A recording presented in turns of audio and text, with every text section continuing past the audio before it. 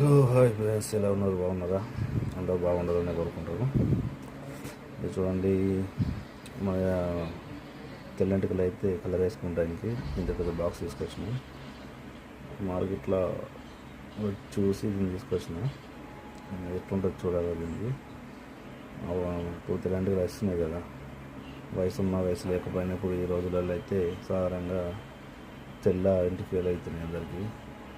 నాకు కూడా కొంచెం కొంచెం అక్కడక్కడ అయినాయి కాబట్టి తీసుకొచ్చుకున్నా, చూద్దాం ఎట్లా ఉంటుందని.